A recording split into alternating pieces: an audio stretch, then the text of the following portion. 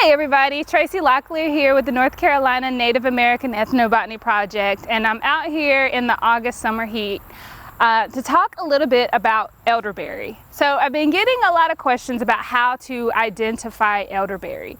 So elderberry is part of the plant family Doxaceae. And not only is this plant part of North America, it's native in Europe, it's native in parts of Asia, as well as parts of Africa. So I want to talk to you a little bit about how to identify elderberry if you're out on a nature walk. Here I'm in Raleigh, North Carolina actually, and as you can see around me we have a little bit of a stream. We're in the middle of the city, so you probably hear some cars behind me. But even here, even in the middle of the city, you can still find these little patches of nature around you.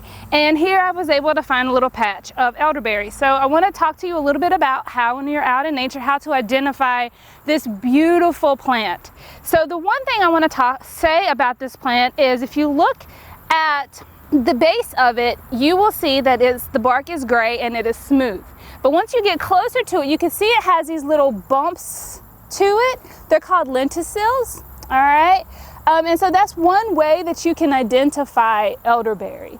The other is that the leaves are opposite each other. So here's one leaf, here's a tiny one here, and then here's the other one. And if you can see on the stem of the branch, it is directly opposite each other. And they are pinnately compound leaves. And what do I mean when I say pinnately compound?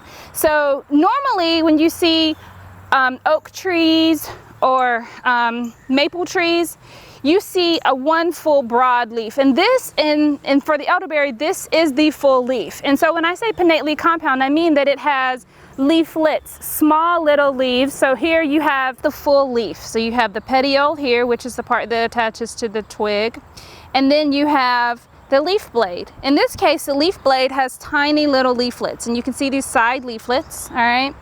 And then a leaflet at the top. So you have 6 side leaflets and a leaflet here at the top. And this is what we mean by pinnately compound leaf, okay? And if you notice, these little leaflets are also opposite each other, just like the leaves of the elderberry. And it's a little bit lighter green on the back side and darker green on the front side. This being August, normally elderberry is in season. You will see these beautiful, ripe, dark berries. But in this case, these berries have not ripened, and not only have they not ripened, but they have been picked clean by the birds. So this is the inflorescence of elderberry. This is where between April and June, mid-spring, you would find the most beautiful ivory colored small flowers. These little green unripened berries kind of fall in like an umbel, and what this is called a cyme, okay? Because these flowers can be like 10 to 12 inches across in diameter, and they're really lacy and white. They have 5 petals and 5 stamens. So on this branch, I was able to find some berries that are starting to ripen. So it's still not covered, by the way, so some of the berries have fallen off or been eaten by the birds, not sure which, but as you can see, you see some green berries and some berries that are starting to ripen. So they're red right now, but by early September, these berries will be black. And so generally, this entire inflorescence will be covered by black, beautiful berries. So places that you would want to look for elderberry includes open, sunny areas that are close to water. So it loves moist, rich soil.